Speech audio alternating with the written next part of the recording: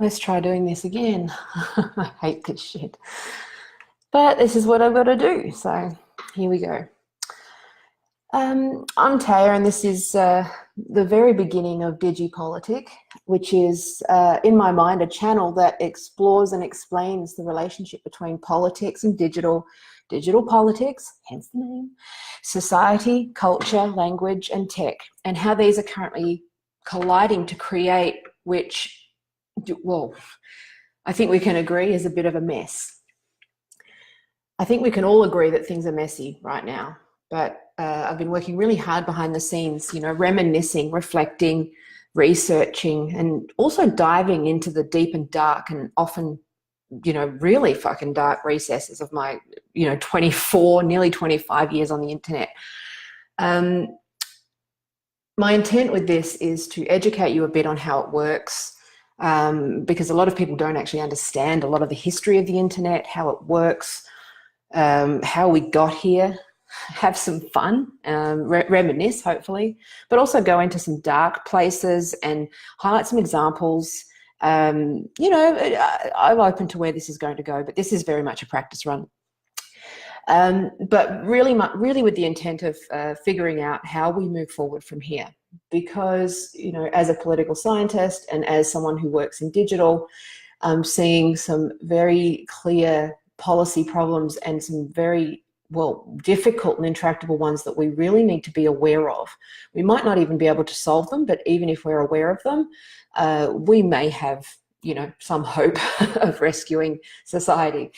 So that's where I start. That's where I'm intending. I'm hoping to be at least a part of that movement.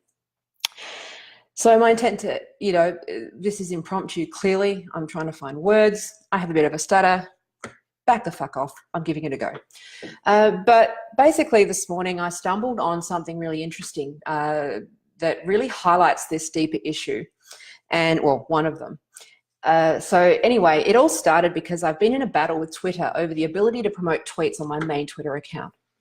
I've had that one since 2011, but my original one was 2007. I deleted that old account. But, so 45,000 tweets roughly, but, overall is about probably 85. But, and this is not to pile on Twitter, because obviously I don't envy the problems that they're facing. But in reality, very few humans are actually doing moderation work. And I think it's very important to talk about that from both the policy side and from the tech side, which is that because I see both, I understand the issues here, which is that it is actually, on one side, people are demanding that Twitter take action, and on the other, they're trying to create algorithms that are scalable and fair. But, the volume, it's very, very difficult to do. So I'm not piling on Twitter with this. I'm just walking you through a problem because I see it as, one example that highlights some of the some of the problems that we're going through. So I keep getting rejected from the ad platform, and understandably, because my account is considered too profane. Right? They won't tell me why. My frustration is that they won't tell me why that is, which tweets I should remove, give me a guide to clean it up. They don't even really give you a tool. They give you the search tool where you can search for words, but with natural language processing, it looks at patterns. I don't know what I've done.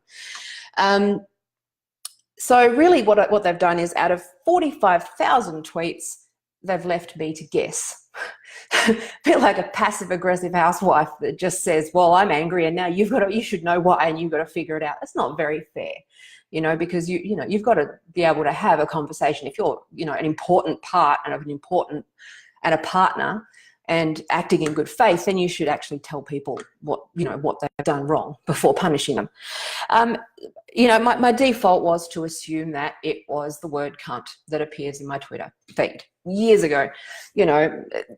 There's about 40 instances out of the 45,000 tweets. And, but for some reason, it's the thing that sticks out. It's the thing people remember most. It's the thing I've talked about with people and debated. And it's very weird because I've actually done the maths on it. And that, you do the maths. I'm generously rounding up here, and it represents about 0.001% of my overall tweets. And, you know, even fuck as a swear word, that is, you know, still a very, very low percentage of what I do. It's probably a lot more because, you know, it's a lot more powerful and a lot more socially acceptable. But, you know, my percentages are lower than most cable networks, you know, if you put it in perspective, right? I understand that when you pay for ads, you are subjected to advertising standards, and therefore, you know, the rules are different. I'm not arguing for my right to swear. I'm asking for my right to fix it so that I can actually advertise on the platform and make it right.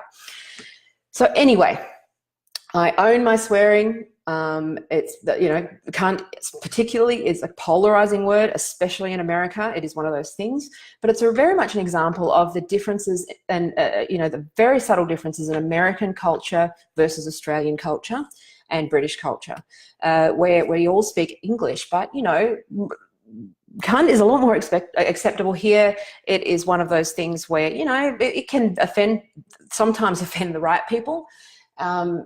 In my experience, it very rarely offends the wrong ones.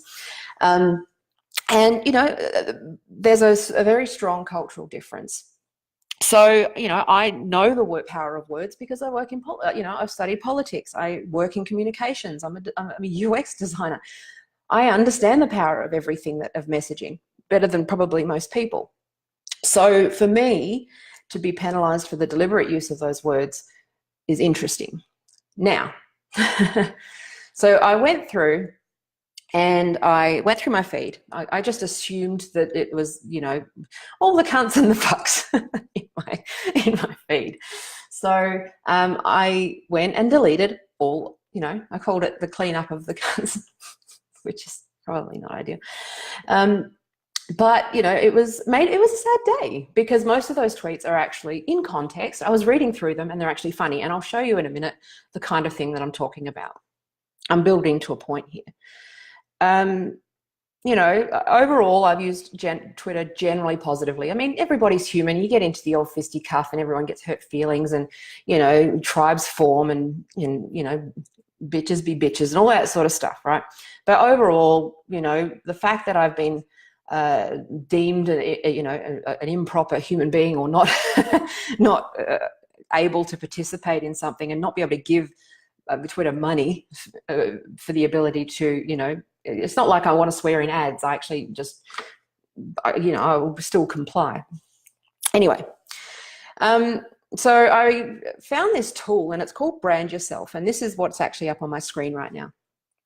And so I originally registered it because, you know, Twitter doesn't provide a lot of easy tools, but I actually wanted to get a full sense of the context and, you know, my overall reputation, because this is actually an HR tool and it has exposed something that I find very concerning.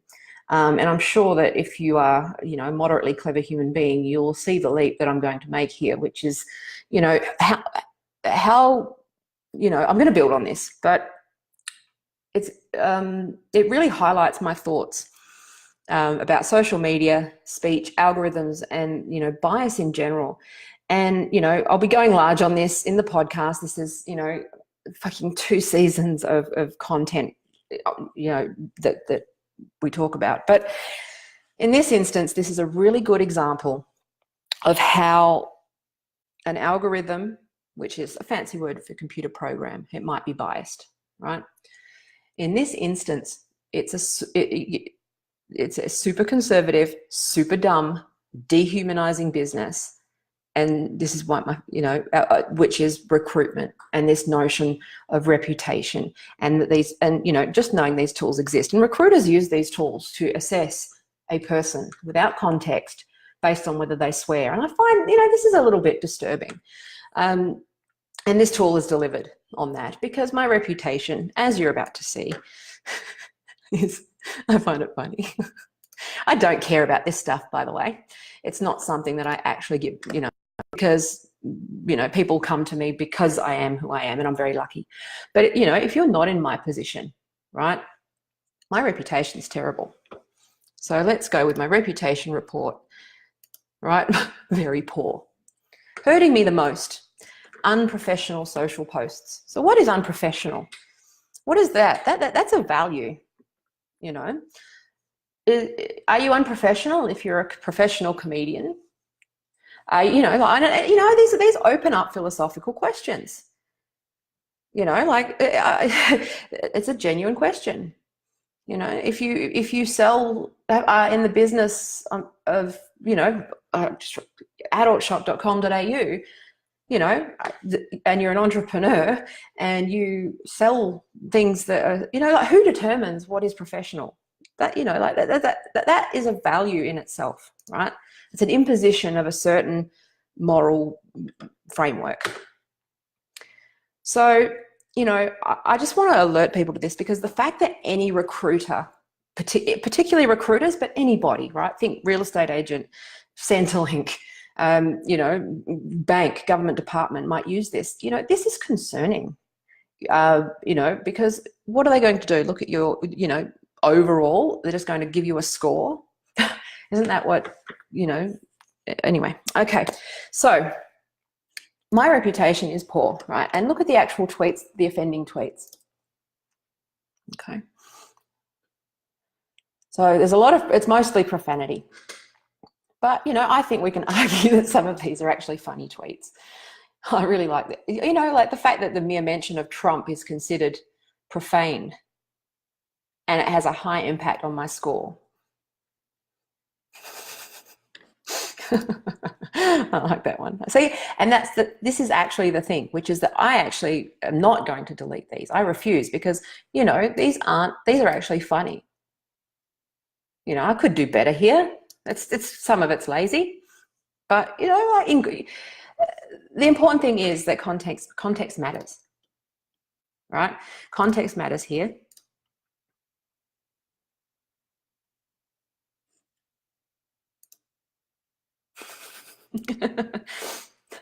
Some of these are stupid. Obviously I haven't cleaned up the fucks, right? But this one's funny. It's effective. The use of the word fuck is effective. And, you know, one could argue that there's a trade-off between, you know, well, if you want to play the game, you've got to play by the rules. And that's actually kind of the conclusion that I've come to, which is that I need to find more creative swear words to get around this, because, you know, what this is that effectively robots are making judgments on things that they have no business making judgment on, because they cannot read context, right? That is actually the core point, which is that, you know, first of all, it was in the context of a tweet, in the context of someone who, you know, I would, you know, I suppose the jury's out on whether I'm funny, but the intent is to be funny. I use certain words correctly and powerfully. I don't use them to target people. I use them for, you know, their purpose, which is the illiterate. But I also live in Australia, where this is how we speak. You know, the word fucker is, you know, it has more power when it's written down, clearly. But I think we need to have a broader conversation about whether robots can determine our value as a human being, right? Because no human is making this decision. This is purely an algorithm. So this is what an algorithm does, is it searches for, look, that was funny. I don't remember what that was for, but it was, you know, I'll have to have a look. But what's the threshold here? I mean, ass, where are we? I mean, yes, fair enough. Score impact low. Horse shit. I mean, goodness me. Crap.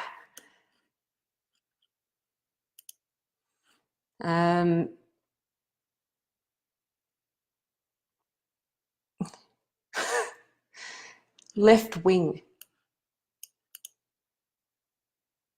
Right? Interestingly enough, God isn't. That's interesting. But I want to go, it's a bit, see this tool, this is where it's very interesting, see, because I don't actually contain any derogatory offensive language. I generally don't talk about alcohol and drugs. Sex is probably, yeah, see, it's a stupid joke.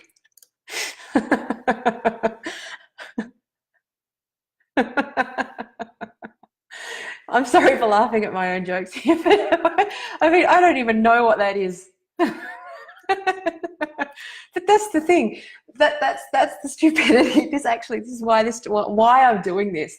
I'm so disorganized and I'm not ready to broadcast, but I just needed to show this tool because it actually does show that, you know, I could just say something like that. I need to actually see this. Let's have a look. I want to see what it is because I don't know what it is. Oh, it's an Instagram post. Okay. Oh, okay. So it's a picture of the dog. I mean, for fuck's sake, come on. Okay, I know that we're just going through my old tweets. This isn't sort of showcasing, you know, oh, sorry, I'm sharing the tab, so you probably didn't see that. But it was a picture of the dog wagging its tail, and it was, you know, because she sits. Anyway, oh, whatever. I'll post it in the comments. You know, it's silly. And this is where I'm going, which is the idea that, you know, this algorithm clearly has a lot of power. This brand yourself tool sells itself as, you know, this is how they actually sell a separate corporate product, of which many big corporations use, to assess a candidate and actually stalk their social media profile and give them a grade. Amazon, you know, famously have recently been using, you know, recruiters use all this stuff, you know, don't fool yourself. Don't into thinking that they're not. And if they are, you really should be thinking about it because, you know, it's not really cool, but it's very biased. Who the fuck, you know, thinks that crap is profane? I mean, who's determining what's offensive here? The word Trump, it's Twitter. If you don't have Trump appearing at least once or twice in your timeline, you're not on Twitter. You know, like, so it's crazy. And I just wanted to raise this because it's an interesting example of how I've fallen, you know, like, I think I'm an interesting example of someone who's fallen through the cracks here because, you know, this isn't humans moderating it. It's actually an algorithm, and the algorithms have gaps and algorithms have bias. And what they do is they impose those biases on ordinary people, right? And this has broader implications, which we'll explore through the podcast, through the varying groups that, you know, have been, you know, both enabled and managed and exploited and abused by Twitter. You know, there's a whole series around this. But I just wanted to show this tool because and also just fucking talk some shit for a bit because I haven't done anything on this page. But it raises, you know, it at least frames where my research is, right? But, you know, in the context of the current election, with a lot of false political advertising and fake news spreading without consequences, you know, like, there's a lot of fake news spreading. There's a lot of lobby groups sharing content it's been debunked. It's not true. You know, a lot of, you know, they fall between these weird fault lines between, you know, the Electoral Commission, ACMA and ACCC. And, you know, on top of that, you've got these flawed algorithms and no real human judgment going on here. And I'll be honest with you, the human judgment is not culturally appropriate human judgment. So when you do get a human in front of it, usually there's someone in the third world. Let's be honest. Come on, Twitter. It's, you know, it's still either Americans or people in the third world making the assessment about whether what we're doing is offensive. And, you know, like, that's not okay either. But also we need to sort of have a broader cultural question about whether profanity is even indecent anymore. You know, we're faced with some very big decisions about, you know, who can speak and when and where and who provides the platform, and should, you know, private corporations, you know, have this power? What can they say? In what context? You know, what's funny? What's not funny? Who's offended? Who's fucking, who, you know, like, it's these are really big problems, and it has the potential to be slippery slope severely, and already seeing happen. And that's what I want to start talking about. So it's deeply worrying that a tool like this, you know, or a tweet, or, you know, a tweet from 7 years ago. I mean, it's funny, you know, I sit there and I go, oh, that tweet, I don't even remember what that is. I can't even remember what it was. How should I be punished for my thoughts 7 years ago? But, you know, saying anything that might be considered against party lines, you know, even if you said it 10 years ago and changed your mind, it's a really concerning pattern that I'm seeing. And this needs a human touch. It's complex. There's context, there's opposing viewpoints, and we need to be able to have this conversation. And I don't know if Twitter and engineers are necessarily the people that are best equipped to have these conversations. I think the government needs to get their shit together, and they need to start engaging experts, you know, they need to start fixing this shit, closing those gaps between, you know, government departments on false information, you know, closing those gaps, having industry bodies that, you know, determine the integrity of our media, you know, those sorts of things. Those are huge issues. And it seems to be the elephant in the room with this election. And, you know, I find it very concerning.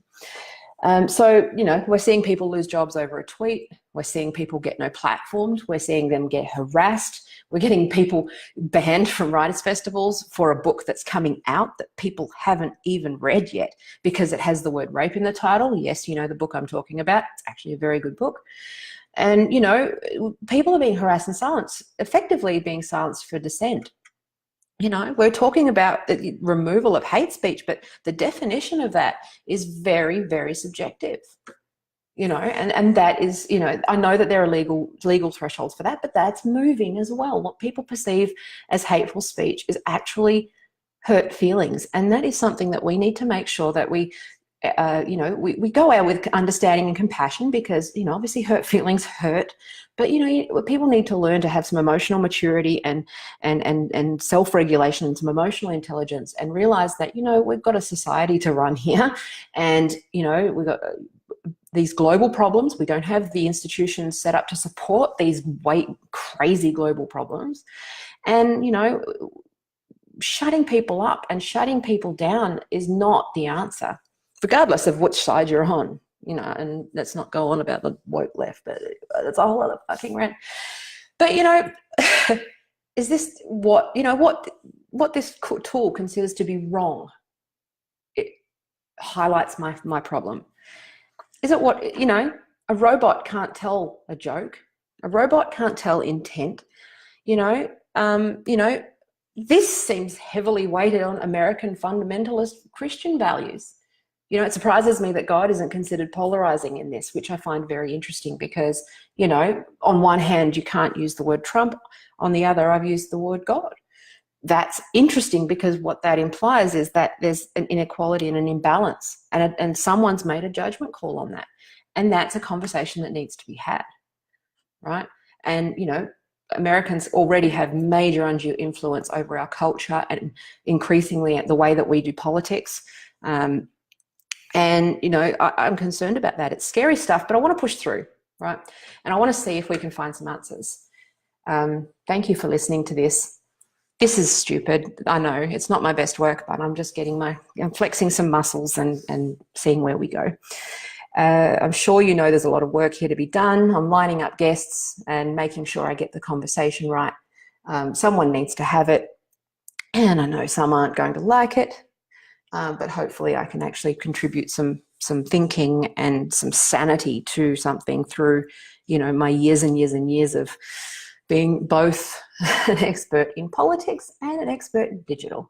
So both of those worlds have collided, so it seems like I need to step up.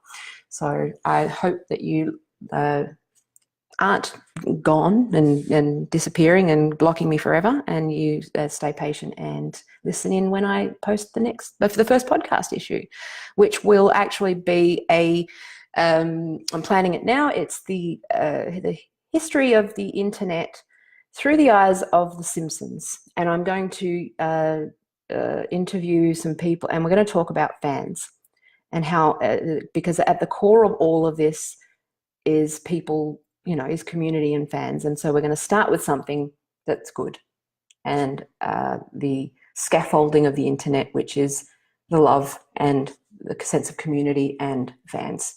So I hope that when I get that done, hopefully in the next couple of 2 weeks or so, when we get some time, and, you know, tune in. I look forward to going on this journey. It scares the shit out of me, but I hope that you see value. Thank you. Bye.